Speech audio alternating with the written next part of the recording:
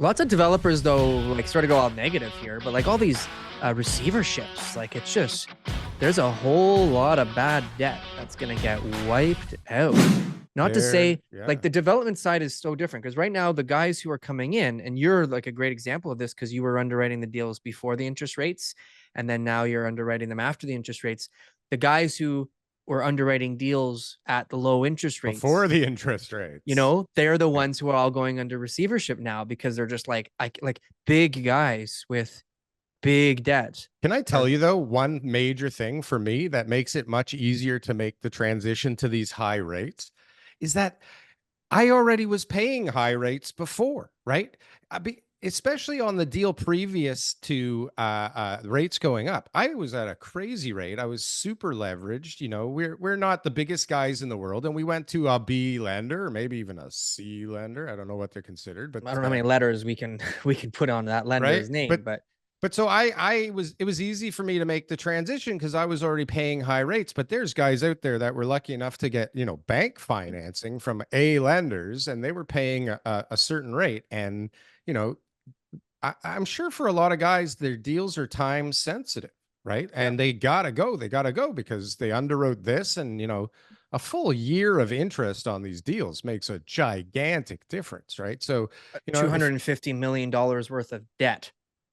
well, those interest payments, it's are crazy. Major. Crazy. And so there's only so long you can hold off a launch before you need a plan B, right? And so what can plan B be?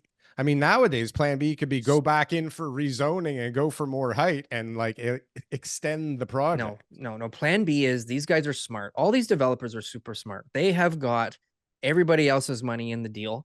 They've got limited covenants personally, so that, you know, they've protected themselves, they've shielded themselves. They start funneling the money from other places, whether it's HST or other money that's supposed to go into some other account for some other reason that the corporation will end up just basically folding under, because they'll say, well, we don't have it, to make sure that everybody on their side gets taken care of first. What about that and the lenders yacht you just bought?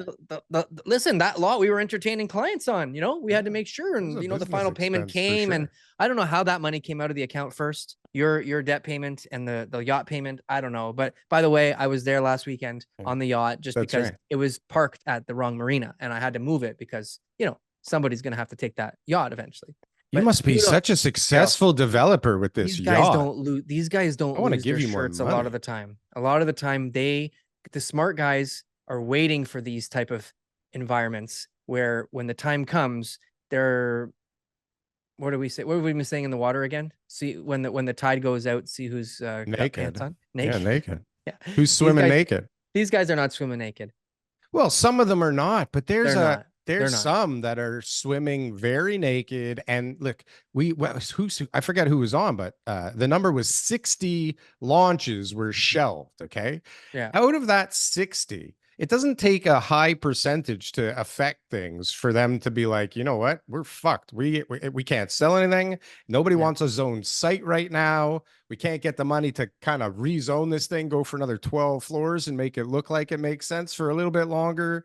You know, like now they were experienced, they were able to negotiate good terms on those debts. But we're not talking about the experienced, well-funded, you know, 40, 50, 80-year developers. We're talking about the little guys who got in at the end, or even before the end, or the big guys who have never built anything, but have just been able to somehow get all kinds of people to invest in their deals. And now it's like, uh-oh, we got like 5 deals right now, and we can't launch anything because nothing is selling. Like, comment, and subscribe if you got anything from one of these clips. And if you want to see some more, press something on the screen here. Boom. That was good. That was good. I like that. That was good.